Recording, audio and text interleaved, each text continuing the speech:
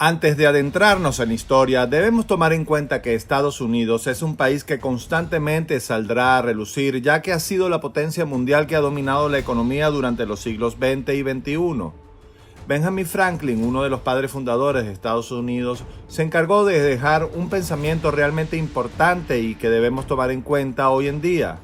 Hay solo dos cosas que están garantizadas en la vida: la muerte y los impuestos. La comparación entre ambas cosas quizás suene como algo frío, pero ¿realmente es mentira o es solo una forma de decirnos que estamos encadenados a los impuestos? La idea de que un Estado o gobernante les cobre dinero a sus ciudadanos, supuestamente a cambio de la provisión de varios servicios públicos, nació en el antiguo Egipto hace unos 5.000 años, como ya vimos anteriormente. Pero cada vez son más difíciles de pagar y los beneficios que ofrecen son menos visibles en ciertas ocasiones. Un artículo publicado por Oxford Academic acerca de cómo los impuestos sobre la renta podrían ser un obstáculo para la innovación y cómo dichos impuestos juegan un papel importante tanto para las grandes empresas como para las personas. Estados Unidos experimentó cambios importantes en su código tributario a lo largo del siglo XX y se tienen nuevas evidencias sobre los efectos de los impuestos sobre la renta, tanto personales como corporativos a nivel de inventor individual y a nivel estatal durante el siglo mencionado.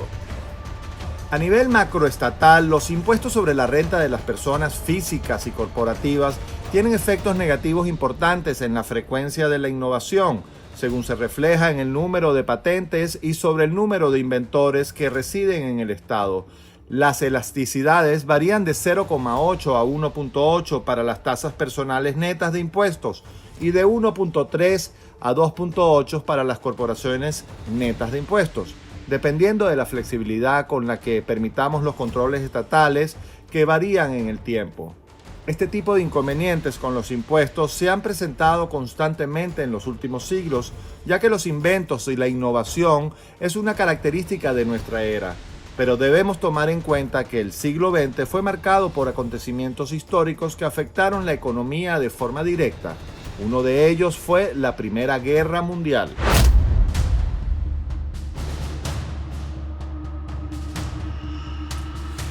Trasladándonos un poco hacia esa zona, la carga tributaria antes de la Primera Guerra Mundial era desigual y socialmente injusta.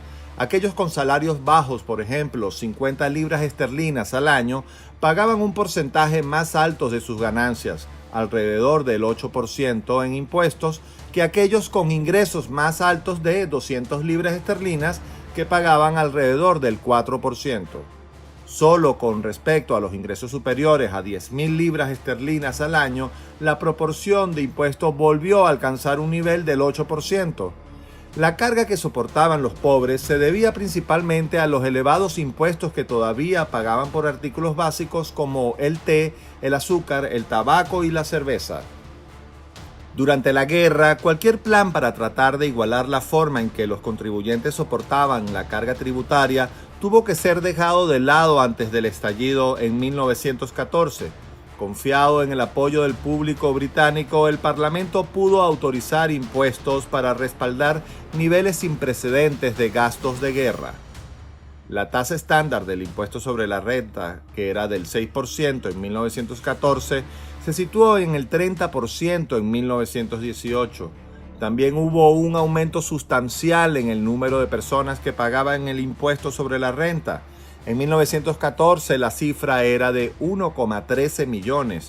En 1920 había aumentado a 3 millones, aunque a principios de la década de 1920 el número se redujo a alrededor de 2,2 millones.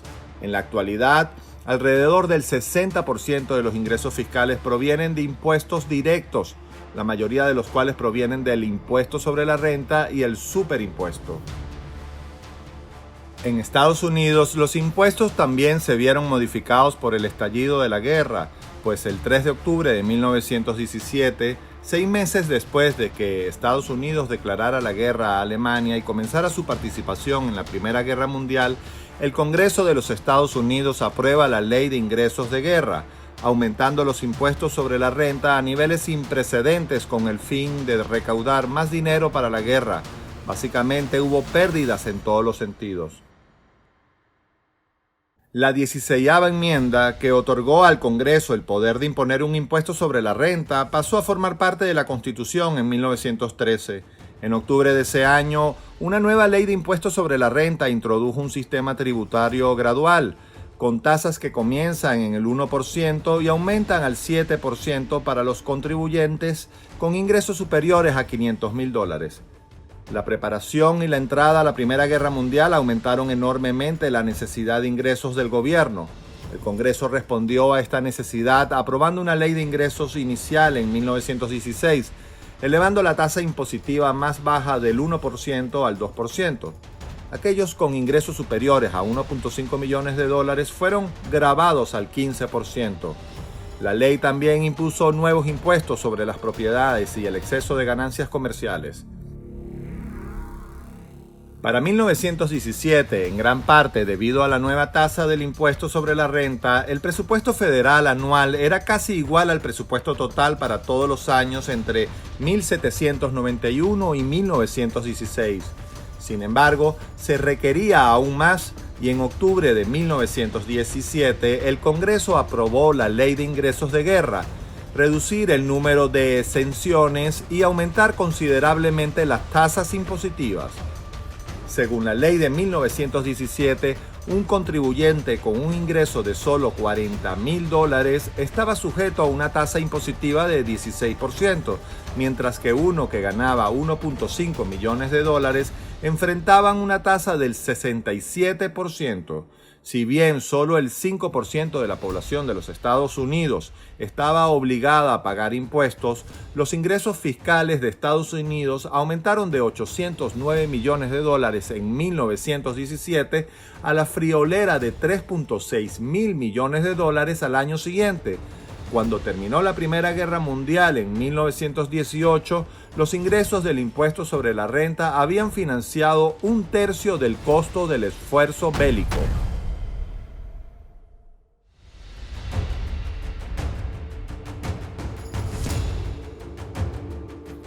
Los conflictos bélicos marcaron a toda una generación, sobre todo en el área económica, así que la Segunda Guerra Mundial debe ser mencionada.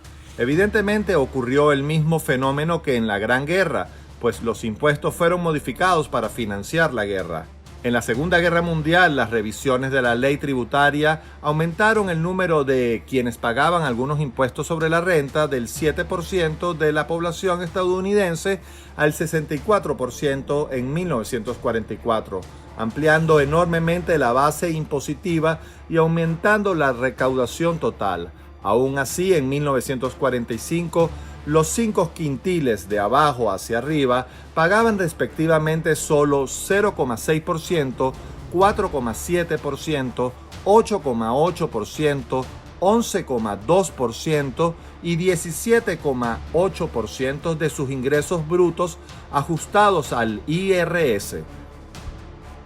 Se debe tomar en cuenta que para 4 de los 5 grupos o quintiles, este porcentaje fue más bajo que en 1945, con varias oleadas de recortes de impuestos en las últimas décadas. Otros impuestos federales aumentaron sustancialmente. En 1952, las tasas impositivas de la Seguridad Social eran del 1.5% del salario y los empleadores y los trabajadores aportaron esta suma. Los autónomos pagaron el 2.25% de los ingresos netos.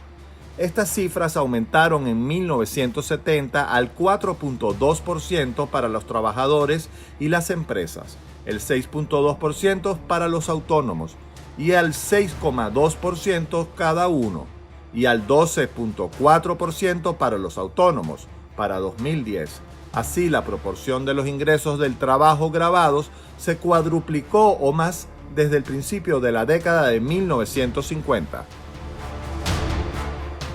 Además, los impuestos de Medicare o Medicaid aparecieron a finales de la década de 1960 y aumentaron del 0,5% a ese entonces a casi el 1.5% en la actualidad. Por lo tanto, muchos estadounidenses actualmente pagan más por estas coberturas médicas y de jubilación que en los impuestos sobre las rentas regulares. Pero el golpe más grande pudo haber sido el evidente aumento de los impuestos estatales y locales desde la década de 1970, a partir de un promedio nacional de $800 per cápita. Multiplique por el número de miembros de su familia. En 1977, estos impuestos se acercaron a $4.300 por persona. En 2008 aumentaron un 44% más rápido que la inflación. Los principales mecanismos empleados por los gobiernos no federales fueron los impuestos sobre la renta y los salarios, los impuestos sobre la propiedad y una amplia gama de tarifas.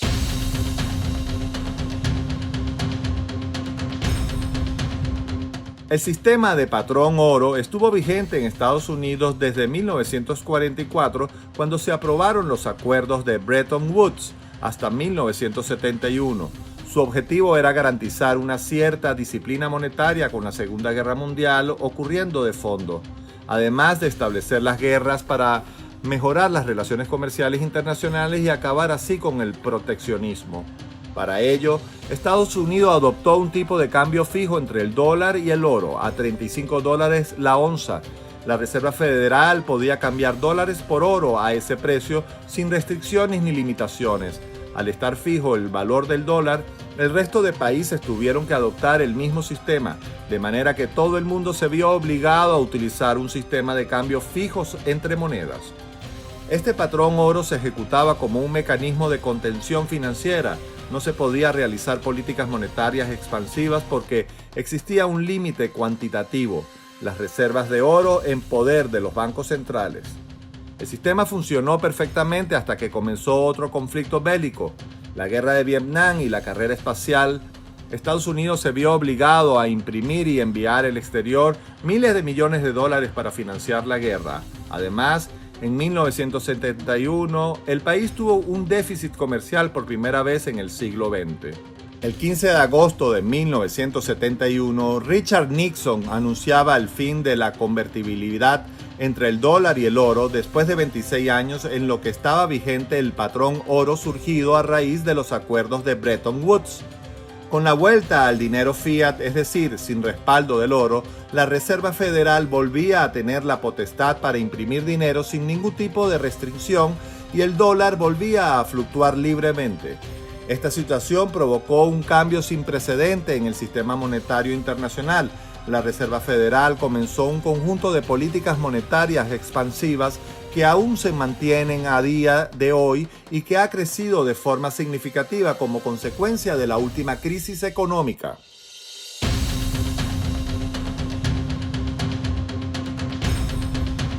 Hace ya varios años atrás, un crítico de la administración Bush afirmó que, cuando Clinton dejó el cargo en enero del 2001, los impuestos federales sobre la renta como porcentaje de los ingresos de la familia estadounidense típica eran más bajos de lo que había sido en cualquier momento desde entonces, 1966.